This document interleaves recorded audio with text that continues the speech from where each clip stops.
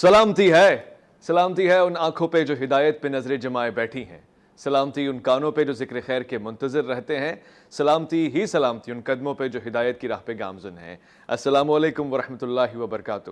تمام تعریفیں خدائے بزرگ و برتر کے لیے جو وحد اللہ شریک ہے، نہ کوئی ثانی ہے نہ کوئی ہمسر ہے۔ درود لامحدود محبوب رب الودود، راحت العاشقین مراد المشتاقین حضرت محمد مصطفیٰ، آپ کی آل پاک، آپ کے جانثار انصار اور اصحاب پر۔ اذان آپ دیکھ رہے ہیں الف لام میم، میں آپ کا میزبان محمد اویس ربانی تہہ دل سے آپ کو کہتا ہوں خوش آمدید۔ آج کا دن ایک برکت ساتھ لمحات اور ایسی ولادت باسعادت سے جڑا ہوا ہے کہ جس کو ہم اپنی اس محفل کی زینت سمجھتے ہیں۔ حضرت امام جعفر صادق ابن امام محمد باقر، آپ کسی تعارف کے محتاج نہیں ہیں۔ 18ویں صدی ہو اور اس میں علم کا ایسا بہتا ہوا سمندر، ٹھاٹے مارتا ہوا سمندر، لہریں اور موجیں، اور پھر اس پہ ایسا طوفان کہ جس سے پوری دنیا روشن ہوتی ہے، بہر ایسا کہ جس کے کلام سے، جس کے ذکر سے، جس کے اہتمام سے، جس کی عادتوں سے، جس کی عبادتوں سے ہر کوئی مستفید ہے۔ اپنا ہو یا پرایا، آپ کی تعریف کیے بغیر نہیں رہ سکتا۔ آپ کے فضائل اور مناقب قلم لکھتے لکھتے تھک جاتے ہیں۔ کوئی بھی ایسا نہیں ہے جو آپ کو اپنا دشمن تصور کرتا ہو، یا کوئی ایسا ہے نہیں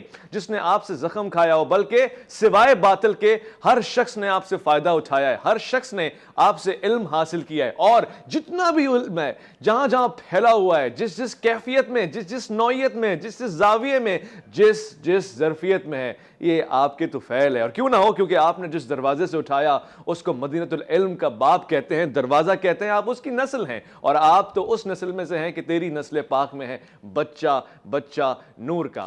آپ صادق کہلائے، آپ کے بے شمار القابات ہیں۔ آج ہم تفصیلی طور سے اس پروگرام میں جائزہ لیں گے اور اپنے آج کی اس نسل کے لیے ایک ایسا ہیرو پیش کر رہے ہیں کہ جس کو لکھنے والے نے سپر مین ان اسلام بھی کہا، یعنی کمال در کمال، جو سب کچھ کر سکتا ہے، جس کے علم کے لیے خود اپنی ذات ایک یونیورسٹی کی نما نظر آئے گی، اور جس نے شاید پہلی یونیورسٹی کا ایسا انعقاد کیا کہ جس سے آج تک لوگ فائدہ اٹھا رہے ہیں، چاہے جابر بن حیان ہو یا پھر کوئی کیمیا کا ہو، فلکیات کا ہو، علم لدنی کا بھی ایک کمال آپ کو حاصل، اور ساتھ ساتھ میں طب کے معاملے میں بھی آپ کو ایسا سمندر پاتا ہوں کہ جس کی کوئی نظیر اور مثال نہیں ملتی۔ آج پروگرام میں گفتگو کرنے کے لیے بہت ہی خوبصورت شخصیات ہمارے ساتھ تشریف فرمائے، بیرون ملک سے بھی ایک ایسے محبت کرنے والے عالم دین جن کا شمار ایسے لوگوں میں سے ہوتا ہے جو محبت، امن کی بات کرتے ہیں، اتفاق کی بات کرتے ہیں، علمیت کے اوپر مبنی گفتگو کرتے ہیں، تحقیق شدہ گفتگو کرتے ہیں۔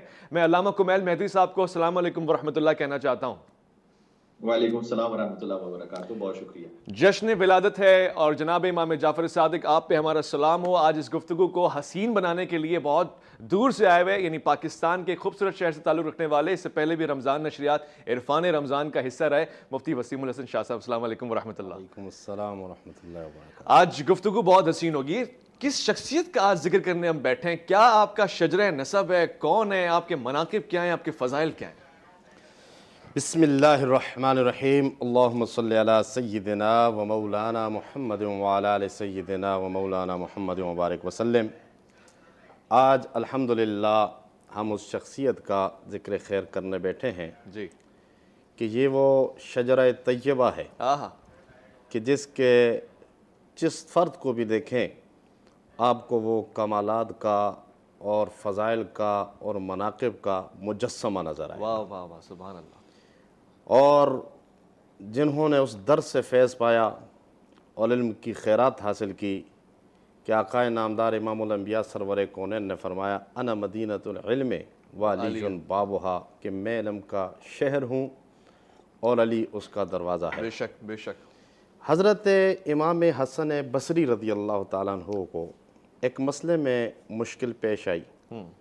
انہوں نے سیدنا امام حسن علیہ السلام سے رابطہ کیا، اچھا، اسی شجرہ طیبہ کی اصل سے رابطہ کیا، جی، اور کہا کہ یبن رسول اللہ، اے رسول اللہ کے فرزند، میں ایک مسئلے میں پریشان ہوں، اور آپ جو اہل بیت ہیں، جی آپ ہیں عالم الہدا، جی، ہدایت کے مینار، جی، ہدایت کا نشان، جی، اور ڈوبتی کشتیوں کا سہارا، ہائے ہائے، سبحان اللہ۔ اور آپ کی مثال ایسی ہے جیسے سفینہ نوح کی تھی کہ غرق ہونے سے، تباہ ہونے سے، برباد ہونے سے بچہ وہ تھا صرف جو کشتی نوح میں سوار ہوا تھا، اور آج کے زمانے میں بچے گا وہ جو اس اہل بیت کی کشتی میں سوار ہوگا۔ حق، سبحان اللہ۔ اس شجرہ طیبہ سے تعلق رکھنے والے سیدنا امام جعفر صادق رضی اللہ تعالیٰ عنہ علیہ السلام، ان کے بارے میں بزرگ ایک گزرے ہیں عمر، اچھا، انہوں نے فرمایا کہ میں جب بھی امام جعفر صادق کو دیکھتا ہوں تو میرا دل گواہی دیتا ہے، دیکھتے ہی میرا دل یہ ان کی شکل و صورت، ان کے خد و خال، ان کا اٹھنا بیٹھنا اور یہ مجسمہ کرامت ہونا، یہ ساری چیزیں جب دیکھتا ہوں تو میرا دل گواہی دیتا ہے کہ اس بات میں کوئی شک نہیں کہ یہ پیغمبروں کی اولاد ہے، اللہ اکبر، یہ اولاد پیغمبروں کی ہے، ان کا اس لیے اتنا یہ ان کی شکل و صورت، ہیبت۔ تو سیدنا امام جعفر صادق کی علمیت کے حوالے سے یہ کوئی معمولی بات نہیں کہ اہل سنت کے چاروں امام، اچھا، چاہے وہ امام مالک ہوں یا امام ابو حنیفہ رحمۃ اللہ تعالیٰ علیہ ہوں یا امام شافعی ہوں یا امام احمد بن حنبل ہوں، اچھا، بالواسطہ یا بلا واسطہ وہ ان کے شاگرد ہیں، چاروں امام، چاروں امام، واہ، کوئی بالواسطہ کوئی بلا واسطہ، اللہ اکبر، وہ حضرت امام جعفر صادق علیہ السلام کے شاگرد ہیں۔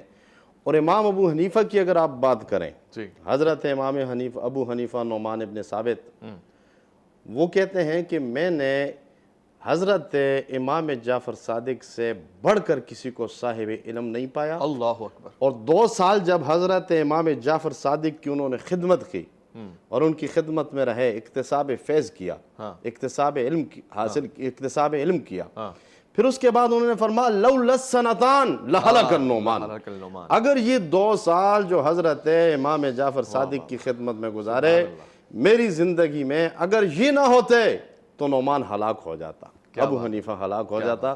کیا بات، تو یہ ہیں جناب حضرت امام بہت جعفر پیارے، صادق۔ یعنی یہاں تو میں دیکھ رہا ہوں کہ اہل سنت کے عشاق جو سرکار محمد مصطفیٰ کے دیوانے ہیں وہ سمجھ رہے ہیں کہ دراصل ہمارے امام کے بھی امام آپ ہیں اور کیا مقام آپ کا ہے۔ علامہ کمیل مہدی صاحب، آپ تاریخ کی اس دہلیز پہ ہیں کہ آج ولادت صادقین ہے، تو لہٰذا اس کو اس انداز سے بھی سمجھا دیں، کیا خاصیت ہے 17 ربیع اول میں، کیا نور ہے جو اپنے اندر سمائے بیٹھی ہے تاریخ؟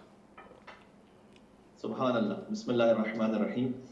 17 ربیع الاول یکم عام الفیل، مذہب اہل بیت کی کئی کتابیں سرکار ختمی مرتبت صلی اللہ علیہ وآلہ وسلم کی ولادت باسعادت کی تاریخ بھی لکھی گئی ہے جی، اور 12 ربیع الاول کو بھی جشن ہوتا ہے، تو 12 ربیع الاول کو جشن منائیے اور 17 ربیع الاول کو جشن منائیے۔ سرکار ختمی مرتبت کا تو وجود اس وقت ہے کہ جب چاند کا وجود نہیں تھا، اور چاند کی حرکت سے بنتا ہے ربیع الاول، تو جب ربیع الاول ہی کا وجود نہیں تھا تو ان کے نور کا وجود تھا، تو آپ 12 سے 17 کو مکمل جشن منائیے۔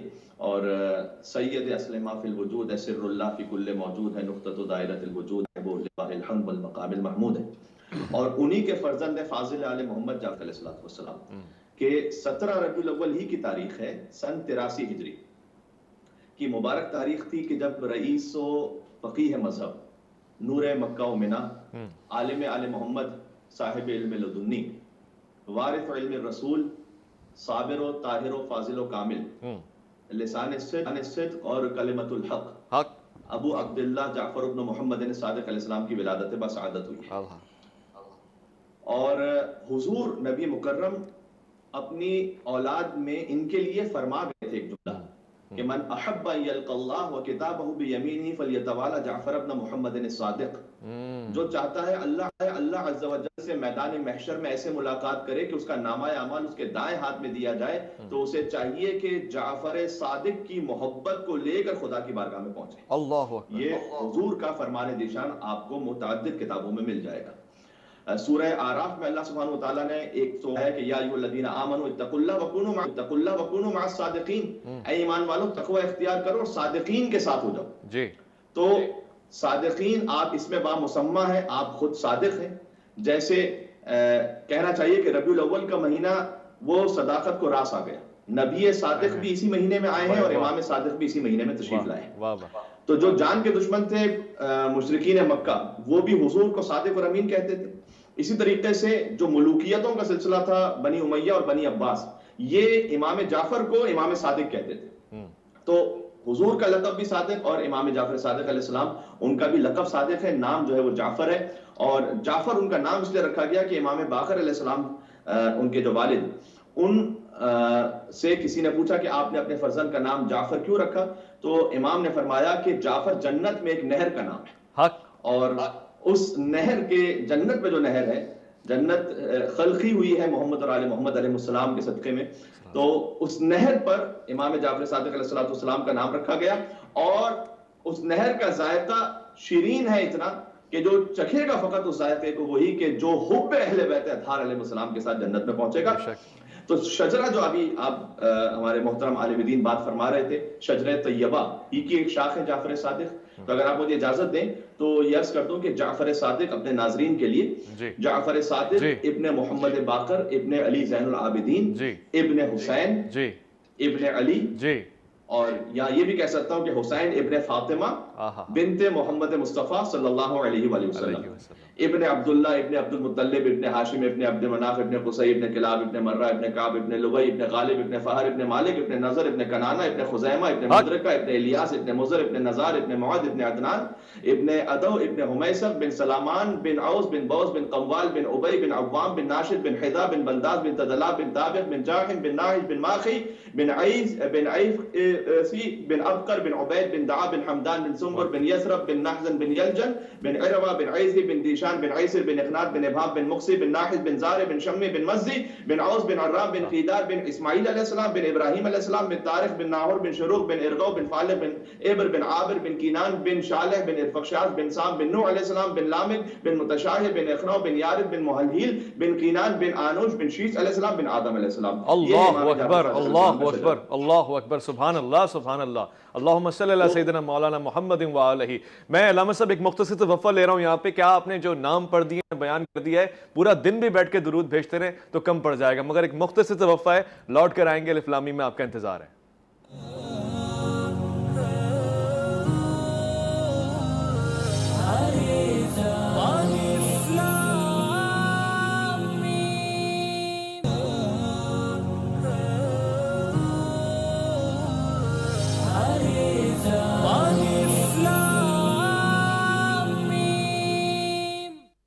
خوش آمدید خواتین و حضرات، میں ایک طالب علم کی حیثیت سے سوال پوچھنے پہ اکتفا کرتا ہوں، اور مجھے بڑا فخر محسوس ہوتا ہے کیونکہ جاہل کو تو علم مل جاتا ہے، مگر وہ جاہل جو اپنے آپ کو عالم سمجھتا ہے وہ ہمیشہ جاہل رہتا ہے۔ لہٰذا میں آج علامہ کمیل مہدی صاحب سے، مفتی وسیم الحسن شاہ صاحب سے سوال پوچھوں گا۔ خاص طور سے علامہ صاحب، یہ سوال میرے دماغ میں کافی زمانے سے چل رہا ہے۔ ہمارے یہاں امام کا تصور جو ظاہراً ہے وہ پیش امام ہوتا ہے، وہ ایک سادہ سا آدمی ہوتا ہے جو خطیب ہوتا ہے، جو نماز کی ذمہ داری اٹھاتا ہے، اس کا علم بھی محدود ہوتا ہے۔ اس سے زیادہ آگے چلے جائیں تو ہمارے مکتب کے امام ہوتے ہیں، وہ احادیث کے اوپر، روایت کے اوپر، احکام کے اوپر، فقہ کے اوپر بڑا ایک خوبصورت دسترس رکھتے ہیں، اس کو ہم امام کہتے ہیں۔ مگر یہ امام اور یہ امامت مجھے سمجھ میں نہیں آتی کہ سائنس والا کیمسٹری کے حوالے سے سوال پوچھے تو اس کو جواب دیا جائے، فلکیات کے حوالے سے سوال پوچھے تو جواب دیا جائے، کوئی لمٹ ہی نہیں ہے، کوئی حد ہی نہیں ہے۔ دراصل یہ امامت ہے کیا ہے؟ اس کا تعارف کیا ہے حضرت امام جعفر صادق کے یہ کمالات کہ ہر فیلڈ میں آپ کے شاگرد موجود ہیں، یہ معجزہ، یہ کرامت نہیں تو اور کیا ہے؟ دیکھیے، اسی کو علم لدنی کہتے ہیں، جی جی، اسی کو باب مدینۃ العلم سے متصل ہونا کہتے ہیں، کہ جہاں پر کوئی لمٹ نہ ہو، جہاں پر لا محدودیت ہو۔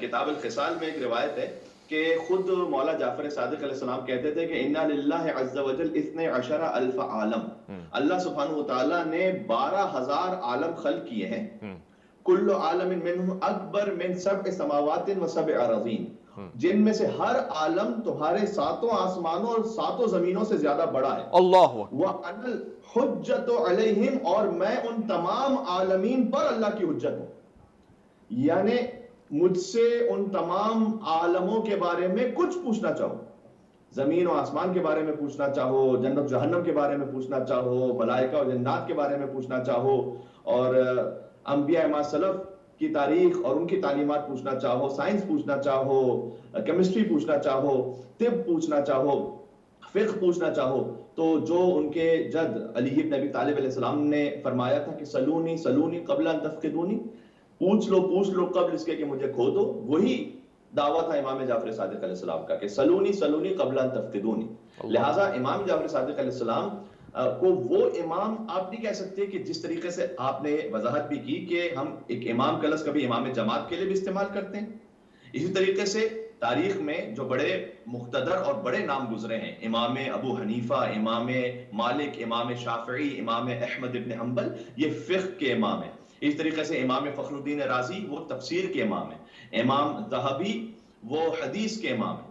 لیکن امام جعفر صادق علیہ السلام محدود نہیں ہے کہ مثلا فقہ یا حدیث یا تفسیر یا رجال یا سائنس یا طب یا فلکیات یا زمین اور آسمان جو ما قبل ہو چکا ہے اور جو کچھ آنے والا ہے، گویا امام جعفر صادق علیہ السلام کے آپ کلام کو دیکھیں گے تو اس میں سب کچھ آپ کو ملے گا، ثریا سے لے کر عرش سے لے کر فرش تک سب کچھ آپ کو امام کے کلام میں ملے گا۔ اس خاطر ہے کہ امام ابو حنیفہ کے بھی استاد تھے، امام مالک کے بھی استاد رہے امام جعفر صادق علیہ السلام، براہ راست استاد رہے۔ خوبصورت۔ اس کے بعد امام مالک ابن انس استاد رہے امام شافعی کے، اور پھر امام شافعی استاد رہے امام احمد ابن حنبل کے۔ تو امام جعفر صادق علیہ السلام بالواسطہ یا بلا واسطہ تمام ائمہ اربعہ کے امام رہے۔ اور امام ابو حنیفہ تو یہ فرماتے تھے کہ ما رأیت افقہ من جعفر ابن محمد، امام ابو حنیفہ جیسی ہستی کی ایک سند ہے کہ میں نے امام جعفر صادق سے بڑھ کر کسی کو فقیہ تر نہیں دیکھا، ان سے بڑھ کر کوئی فقیہ نہیں تھا۔ اس کے بعد پھر فرمایا کہ لولا سنتان لہلک النعمان، اگر میں نے جعفر صادق کی خدمت میں وہ 2 سال نہ گزارے ہوتے جو میں ان کی شاگردی میں تھا تو میں نعمان ہلاک ہو جاتا۔ پھر امام مالک یہ فرماتے تھے کہ میں نے جعفر صادق کو 3 حالتوں سے خالی نہیں دیکھا، اما مصلیًا یا وہ نماز پڑھ رہے ہوتے تھے، و اما صائمًا یا وہ روزے دار ہوتے تھے، و اما یقرأ القرآن یا وہ قرآن کی تلاوت کر رہے ہوتے تھے۔ اور پھر فرمایا کہ ما رأیتہ قط یحدث عن رسول اللہ الا علی الطہارہ، کہ وہ کبھی بھی حضور سے کسی کلام کو بیان ہی نہیں کرتے تھے مگر یہ کہ حالت طہارت ہی میں ہمیشہ اس کلام کو بیان کرتے تھے، اس لیے کہ یطہرکم تطہیرا کے وارث اور حامل تھے۔ اور پھر کہا کہ ما رأت عین، امام مالک ابن انس نے یہ کہا ہے تہذیب التہذیب میں، ابن حجر اسقلانی نے اسے لکھا ہے کہ کسی آنکھ نے نہیں دیکھا، نہ کسی کان نے سنا، نہ کسی دل میں خطور کیا کوئی ایسا بشر کہ جو جعفر صادق سے افضل ہو، علم میں، علماً و عبادتاً و ورعاً، علم میں، عبادت میں، ورع میں۔ اس لیے کئی مرتبہ امام جعفر صادق علیہ السلام ان بزرگان کی اصلاح بھی فرمایا کرتے تھے۔ مثلا خود امام ابو حنیفہ ایک مرتبہ امام جعفر صادق علیہ السلام کے ساتھ کھانا کھا رہے تھے، تو کھانے کے بعد امام جعفر صادق علیہ السلام چونکہ استاد ہیں تو انہوں نے کہا کہ الحمدللہ رب العالمین، خدا کا شکر بجا لائے، اور فرمایا اللہم ھذا منک و من رسولک۔ یہ ماہ ربیع الاول کی مناسبت سے بڑی خوبصورت ایک روایت بھی آپ کے سامنے بیان ہو جائے گی کہ اے پروردگار یہ جو کھانا میں نے کھایا ہے یہ تیری جانب سے تھا، اللہم ھذا منک و من رسولک صلی اللہ علیہ وآلہ وسلم، اور یہ کھانا تیرے رسول کی جانب سے تھا۔ آپ غور کیجئے گا، کہیں ایسا تو نہیں کہ اس میں کوئی توحید پر حرف آ جاتا ہو کہ ہم یا رسول اللہ مدد کہیں یا اللہ کے رسول صلی اللہ علیہ وآلہ وسلم کو وسیلہ قرار دیں۔ تو امام جعفر صادق علیہ السلام نے جب کہا کہ پروردگار یہ کھانا تیری طرف سے تھا اور تیرے رسول کی طرف سے تھا، تو امام ابو حنیفہ نے سوال کیا کہ یا ابا عبداللہ، کیونکہ امام جعفر صادق کی جو کنیت ہے وہ ابو عبداللہ ہے، جو امام حسین علیہ السلام کی کنیت ہے وہی امام جعفر صادق علیہ السلام کی بھی کنیت ہے۔ تو یا ابا عبداللہ اجعلت مع اللہ شریکا، کہیں ایسا تو نہیں کہ ہم نے جب یہ کہا کہ اے خدا یہ کھانا تیری طرف سے اور تیرے رسول کی جانب سے تھا تو اس میں کہیں کوئی شرک تو نہیں ہو گیا؟ تو امام جعفر صادق علیہ السلام نے جواب دیا کہ اللہ سبحانہ وتعالیٰ نے قرآن میں کہا ہے، سورہ توبہ کی آیت پڑھی کہ وما نقموا الا ان اغناهم اللہ ورسولہ من فضلہ، کہ جب تم تنگ دست تھے تو اللہ اور اس کے رسول نے اپنے فضل سے تمہیں غنی بنایا۔ تو یا اللہ سبحانہ وتعالیٰ نے جب اپنے فضل کی بات کی ہے تو رسول اللہ صلی اللہ علیہ وآلہ وسلم کا ساتھ ذکر کیا ہے، تو جتنا فضل ہے اللہ سبحانہ وتعالیٰ کی جانب سے وہ محمد مصطفیٰ صلی اللہ علیہ وسلم کے صدقے میں ہے۔ لہذا اگر کھانے پر یہ کہا جائے کہ پروردگار یہ تیری جانب سے تھا اور تیرے حبیب کی جانب سے تھا تو اس میں کوئی شرک نہیں ہے بلکہ عین ایمان ہے۔ فلسفہ ہی بیان کر دیا، لکیر کھینچ دی آپ کی اس گفتگو نے جو دسترخوان پہ ہوئی حضرت امام ابو حنیفہ کے درمیان اور امام جعفر صادق آپ کے درمیان، اس گفتگو نے تو لکیر کھینچ دی ان لوگوں کے لیے جو کہتے ہیں ذرا ذرا سی بات پہ آپ نے کہا اللہ کے رسول کا نام اللہ کے ساتھ لیا ہے تو شرک کر دیا، یہاں آپ نے میلاد کر دیا تو شرک کر دیا، یا رسول اللہ کہہ دیا تو شرک کر دیا، تو آپ نے بہت واضح لکیر کہہ دی۔ مفتی صاحب ایک سوال اور عاجزانہ سوال ہے اور ذہن میں گونجتا ہے یہ سوال، آپ کے بھی استاد ہوں گے اور آپ ہو بہو یا کم و بیش ان جیسی سیرت رکھنے والے، ان کی احکامات پہ عمل کرنے والے، انہی کی تعلیمات کو تسلسل دینے والے ہوں گے، یہاں پہ اتنا بڑا فرق میں اس لیے کہہ رہا ہوں کہ ایک قوم ایسی ہے جو استاد کے استاد کو مانتی ہے اور ایک قوم ہے جو استاد کے شاگرد کو مانتی ہے، کوئی بہت بڑا فرق کیسے آیا؟ تاریخ کے کچھ ایسے حقائق ہیں جس سے ہم آشناس نہیں ہیں؟ ماننا کا جہاں تک تعلق ہے تو جو لوگ یہ بات تو بالکل واضح ہے اور اس میں کوئی دوسری رائے نہیں جی، کہ جو لوگ امام جعفر صادق کو یا ائمہ اہل بیت کو نہ مانیں ان کے اہل سنت کے ساتھ کوئی تعلق نہیں. حق سبحان دیکھیں نہ ماننا اور چیزیں، باقی رہی پیروی کرنا جی یہ الگ چیز ہے نا. دیکھیں کسی کو بالکل نہ ماننا، ہم امام شافعی رحمۃ اللہ تعالی علیہ کی پیروی نہیں کرتے لیکن مانتے ہیں، اہل سنت کے امام ہیں. امام احمد بن حنبل اہل سنت کے امام ہیں، ہم احناف پیروی ان کی نہیں کرتے. صحیح. تو نہ ماننا یہ جو چیز آپ کہہ رہے ہیں نا، اچھا نہ ماننا، تو ائمہ اہل بیت میں مولا مرتضیٰ، امام حسن، امام حسین، امام باقر، زین العابدین، جعفر صادق، دیگر ائمہ، تو ان کو ماننا تو ایمان کے لیے ضروری اور لازمی اور شرط ہے. اور پیروی کرنا؟ پیروی کا جہاں تک تعلق ہے، اصل اگر بنیادی چیز دیکھی جائے تو اہل سنت کے اصول ہیں کتاب اللہ کی پیروی، صحیح ہے، سنت رسول کی پیروی، صحیح ہے، اجماع امت کی پیروی، صحیح ہے، قیاس کی پیروی. صحیح ہے. اصلاً اور بنیادی طور پر جو پیروی ہے وہ تو اللہ اور اس کے رسول کی ہے. صحیح. نہ امام جعفر صادق کی پیروی ہے علیہ السلام کی، اچھا. نہ امام ابو حنیفہ رحمۃ اللہ تعالی علیہ کی پیروی ہے. بنیادی طور پر صحیح. اتباع اور پیروی اللہ کی ہے اور اس کے رسول کی ہے. اچھا. اور وہ جو اطیعوا اللہ و رسول وَأُولِي الْأَمْرِ مِنْكُمْ، وَأُولِي الْأَمْرِ مِنْكُمْ، تو اولی الامر کی پیروی وہاں پر ہوگی جہاں پر نص نہ ہو. اچھا. دیکھیں ہم جو امام ابو حنیفہ رحمۃ اللہ علیہ کی پیروی کرتے ہیں وہ یا تو وہ مسائل ہیں اس میں قرآن اور سنت کی کوئی نص نہیں ہے، یا پھر وہ ہیں کہ نص تو ہے لیکن اس کے اندر مختلف معانی کا احتمال ہے. یعنی اس کا معنی یہ بھی ہو سکتا ہے، یہ بھی ہو سکتا ہے، یہ بھی ہو سکتا ہے، یہ بھی ہو سکتا ہے. تو اس کا جو معنی امام ابو حنیفہ نے مراد لیا ہم نے اس کو مان لیا، یہ اس میں پیروی ہے. صحیح. صحیح. یا پھر اس کا معنی کئی معنوں کے اندر وہ لفظ استعمال ہوتا ہے، کوئی ایک معنی متعین امام ابو حنیفہ کرتے ہیں تو اس کو مانتے ہیں. صحیح. تو امام ابو حنیفہ چونکہ حضرت امام جعفر صادق کے شاگرد ہیں جی. اور شاگرد خود اپنی زبان سے بات کر دے یا اس کا استاد کر دے تو شاگرد بھی چونکہ اپنے امام کی ہی پیروی کرتا ہے. ہم بھی جو امام ابو حنیفہ رحمۃ اللہ علیہ کو مانتے ہیں تو اس کا یہ مطلب نہیں کہ امام جعفر صادق کے خلاف سمجھ کے اور ان کے مقابلے میں کھڑا کر کے مانتے ہیں. انہی کے شاگرد ہیں، ظاہر ہے ان کی بات ان کی بات سے موافقت رکھتی ہے. جی. جی. تو یعنی ماننا تو سب کو ہے، پیروی اللہ اور اس کے رسول کی ہے. صحیح. اور ان کا جو طریقہ یعنی امام ابو حنیفہ رحمۃ اللہ تعالیٰ علیہ نے بیان کیا ہے، ہم اس کے مطابق نماز پڑھتے ہیں، دیگر معاملات کرتے ہیں، اس سے کوئی فرق نہیں آتا. فرق نہیں پڑتا. خوبصورت. اور یہ اتحاد کی بات ہے، امن کی بات ہے، پیار کی بات ہے، اس سے خوبصورتی نظر آتی ہے. حسن اختلاف کی اگر صحیح ڈیفینیشن آپ کو سیکھنی، سننی، سمجھنی ہو تو آپ کو اسلام کے ان بزرگوں کی طرف دیکھنا پڑے گا جو اختلاف بھی حسین دائرے میں ادب اور سب سے بڑھ کے یہ کہ اخلاق میں رہ کے کرتے ہیں، جو ہمیں نہیں آتا بدقسمتی سے آج کے دنوں میں، جس کی ہمیں سب سے زیادہ ضرورت ہے. عدم برداشت کا پہلو ہے. ایک مختصر سے وقفہ لے رہے ہیں. آج ہم ایک اور حصہ دیکھیں گے.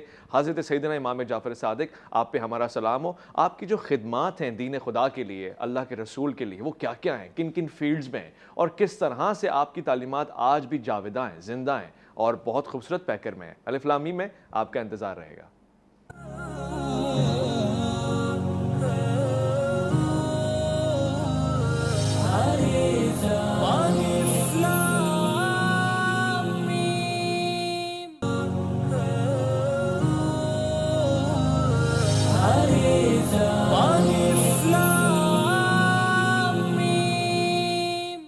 خوش آمدید. الف لام میم میں گفتگو ہو رہی ہے سیدنا امام جعفر صادق. آپ پہ ہمارا سلام. آپ کی نسل پاک، آپ جس کی نسل کا ایک خوبصورت سا نور ہے جس کو ہم قرآن میں کہتے ہیں نور علی نور، آپ وہ ہیں. آپ کا ذکر پھیلا ہوا ہے اور صرف مسلمان ہی نہیں بلکہ وہ لوگ جو آپ کی طب کی خدمات کو اور آپ کی کیمیا کی خدمات کو اور دیگر علوم میں آپ کے اس خوبصورت کارنامے کو جانتے ہیں، وہ آپ کو سلام پیش کرتے ہیں. میں نے بہت سی کتابیں پڑھی ہیں. ایک کتاب تو میں نے ایسی پڑھی ہے علامہ کمیل مہدی صاحب، جس کا عنوان یہ تھا کہ سپر مین ان اسلام، یعنی وہ کمالات پہ کمالات ہے. اس کی شخصیت تو انوار کا ایک مجسم مجموعہ ہے.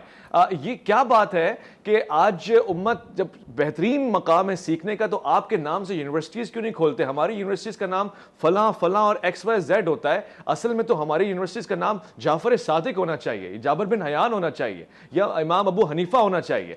یہ فقدان کہاں سے آیا؟ ہم محروم کیوں رہ گئے آپ کی خدمات سے؟ دیکھیں ایک بات یہ ضرور ہے کہ ان کے فضائل کا ذکر کرنا اور ان سے اپنی عقیدت کا اظہار کرنا، لیکن جو ان کا پیغام تھا اور جو ان کی تعلیمات تھی اور بالخصوص جو علم کا پیغام تھا اس سے ہم کوسوں دور رہ گئے۔ ان کے شاگردوں میں جابر بن حیان کوفی تھے جو خود کیمیا، فلسفہ، طب، ریاضیات، نجوم کے استاد تھے، اور فلسفہ بھی انہوں نے ریاضی، اچھا ان کا یہ نظریہ تھا کہ وہ ریاضی اور فلسفے کے ذریعے سے اللہ سبحانہ وتعالیٰ کی طرف سیر و سلوک فرماتے تھے، تو وہ بھی شاگرد تھے امام جعفر صادق علیہ السلام۔ پھر امام جعفر صادق علیہ السلام کے شاگردوں میں آپ دیکھیے تو ابان بن تغلب ہیں، ابو حمزہ خمالی ہیں، عبد الرحمن بن حجاج بجلی ہیں، مولا بن خنیس ہیں، معاذ بن کثیر ہیں۔ یہ سب وہ ہیں کہ جو کوئی ان میں سے حدیث کا ماہر ہے، کوئی ان میں سے تفسیر کے بارے میں بڑی شہرت رکھتے ہیں، کوئی اس میں سے مناظرے کے بارے میں جو ملحدین سے کیا کرتے تھے وہ شہرت رکھتے ہیں۔ عبداللہ ابن ابی یافور ہیں، صفوان بن مہر ہیں، جنہیں کچھ امام نے دعائیں تعلیم فرمائی۔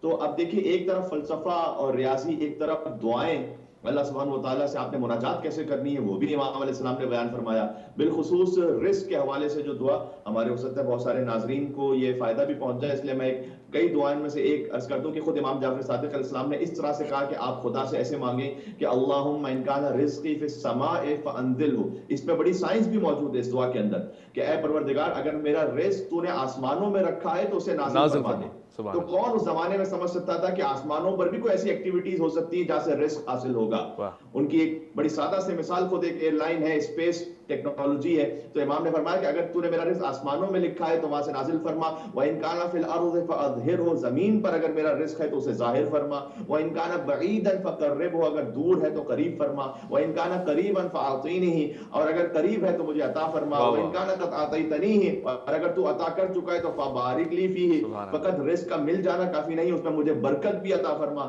وَجَنِّبْنِي عَلَيْهِ الْمَعَاصِي وَالرِّضَا، مجھے معصیتوں سے اور گناہوں سے محفوظ فرما۔ جب رزق آ جاتا ہے انسان کے پاس، جب کوئی دولت زیادہ بڑھ جاتی ہے تو بہت سے لوگ گناہ کی طرف چلے جاتے ہیں، تو اس میں یہ بھی اخلاقیات کا ایک پیغام تھا، یعنی ایک ایسی ہمہ جہت شخصیت کہ جہاں پر آپ کو تمام پیغامات ملیں گے۔ افسوس کی بات یہ ہے کہ ہم نے آل رسول صلی اللہ علیہ وآلہ وسلم ان سے جو تعلیمات تھی ان کا ذکر تو کر دیا، لیکن جو ان کی تعلیمات تھی اور جو ان کے فرامین تھے ان سے ہم دور رہے، اور ہم نے غیروں کی طرف جا کے پناہ لینے کی کوشش کی، جس کا خمیازہ آج تک ہم بھگت رہے۔ تو اگر ہم اس اصل منبع کی طرف آ جائیں جہاں سے تمام حتیٰ ائمہ اربعہ اور تمام علماء فقہ اور تمام علماء حدیث اور تمام علماء تفاسیر کا جو اصل آخر میں سرا جا کے ملتا ہے، صوفیہ کرام کا وہ بھی سرا آخر میں جب جا کے ملتا ہے وہ آل رسول صلی اللہ علیہ وآلہ وسلم سے جا کے ملتا ہے۔ علامہ صاحب ایک سوال، اصل منبع سے کم وقت ہے میرے پاس، میں کم وقت میں ایک چھوٹا سا سوال، اللہ تعالیٰ نے قرآن میں کہا کہ اجر رسالت یہی ہے کہ تم قربا کی مودت کے ساتھ ہماری بارگاہ میں۔ جی ایک چھوٹا سا سوال پوچھنا چاہتا ہوں آپ کی اجازت سے، کیونکہ وقت بہت کم ہے، شاہ صاحب سے بھی سوال پوچھنا ہے۔ عام اصطلاح اس طرح سے چلتی ہے کہ فقہ جعفریہ، تو جو فقہ جس کے ماننے والے آپ ہیں وہ فقہ علویہ کیوں نہیں ہے، یا فقہ حسینیہ کیوں نہیں ہے، فقہ حسنیہ کیوں نہیں ہے، فقہ زین العابدین کیوں نہیں ہے، فقہ رضویہ کیوں نہیں ہے، یہ خاص اصطلاح کیوں مشہور ہے؟ اس لیے کہ فقہ جعفریہ در حقیقت، بہت اچھا سوال ہے آپ کا، در حقیقت فقہ جعفریہ وہی فقہ حسینیہ ہے، اچھا وہی فقہ علویہ ہے۔ چونکہ امام حسین علیہ السلام کے زمانے میں حالات ایسے نہیں تھے کہ وہ تفصیل سے کھول کر اس فقہ کو بیان کرتے، اچھا، اور امام زین العابدین علیہ السلام کوفہ اور شام کی قید و بند کی صحبتوں کے بعد اس وقت امت تیار ہی نہیں تھی کہ امام زین العابدین علیہ السلام کے پاس پہنچ کر زانو ادب طے کرتی اور کچھ سیکھتی، صحیح، لہٰذا امام باقر علیہ السلام اور ان کے بعد امام جعفر صادق علیہ السلام کو سب سے زیادہ موقع ملا کہ وہ ان فقہی معاملات کو کھول کر پیش کر سکیں۔ یہ میں کیوں کہہ رہا ہوں کہ وہی فقہ علویہ اور فقہ حسینیہ، اس لیے کہ امام جعفر صادق علیہ السلام جب کوئی کلام کہتے تھے، صحیح، آپ اسے رجال کی کتابوں میں دیکھ لیجئے گا اور حدیث کی کتابوں میں آپ کو بڑا واضح ملے گا، امام جعفر صادق علیہ السلام جب کوئی کلام بیان کرتے تھے تو وہ یہ فرماتے تھے کہ عن ابی، میں نے سنا اپنے بابا محمد باقر سے، عن جدی، اور انہوں نے سنا ان کے بابا امام زین العابدین سے، انہوں نے سنا ان کے بابا امام حسین سے، انہوں نے سنا ان کے بابا مولا علی علیہ السلام سے، اور انہوں نے سنا رسول اللہ صلی اللہ علیہ وآلہ وسلم سے. جی ماشاءاللہ ماشاءاللہ. جعفر صادق علیہ السلام کا کوئی کلام ہے ہی نہیں ایسا کہ جس کی سند رسول اللہ تک جا کے نہ پہنچتی ہو. بھائی کیا بات ہے. اس لیے امام جعفر صادق جو فقہ جعفری ہم کہتے ہیں، وہ در حقیقت وہی فقہ حسینیہ، فقہ علویہ اور فقہ محمدیہ صلی اللہ علیہ وسلم. مجھے جواب مل گیا. میں سید شاہ صاحب سے سوال کرنا چاہتا ہوں، بلکہ سوال کیا سے نعت سننا چاہتا ہوں، ایک کلام سننا چاہتا ہوں، کیونکہ یہ حال دل ہے جو کس کو جا کے سنائے. آپ کی بارگاہ میں عرض کر سکتے ہیں، گنبد خضرا کے سامنے عرض کر سکتے ہیں کہ امت ٹکڑوں میں بٹنا پسند کرتی ہے اور ان ٹکڑوں کو سمیٹنے والا کوئی نہیں ہے. کوئی ایسا جعفر صادق، آپ پہ ہمارا سلام ہو، ایسا آئے جو سمیٹے، اپنے دامن میں لے لے. سید شاذیب شاہ کی آواز اور یہ کلام، اس پہ پروگرام کو ختم بھی کریں گے. اپنا بہت خیال رکھیں گے، آپ اپنے سے بڑھ کے خیال رکھیں گے ملک پاکستان کا، اللہ کے فرمان کا. مفتی وسیم الحسن شاہ صاحب کا، علامہ کمیل مہدی صاحب کا بہت بہت شکریہ. سید شاذیب. السلام علیکم ورحمۃ اللہ وبرکاتہ.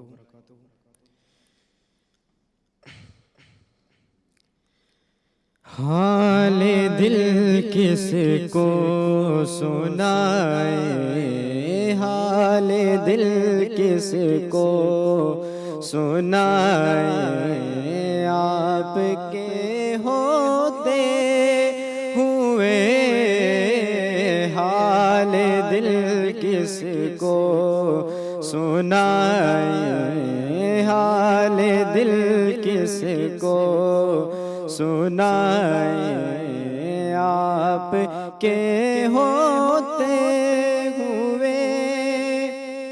میں غلام مصطفیٰ ہوں، یہ میری پہچان ہے. میں غلام مصطفیٰ ہوں، یہ میری پہچان ہے.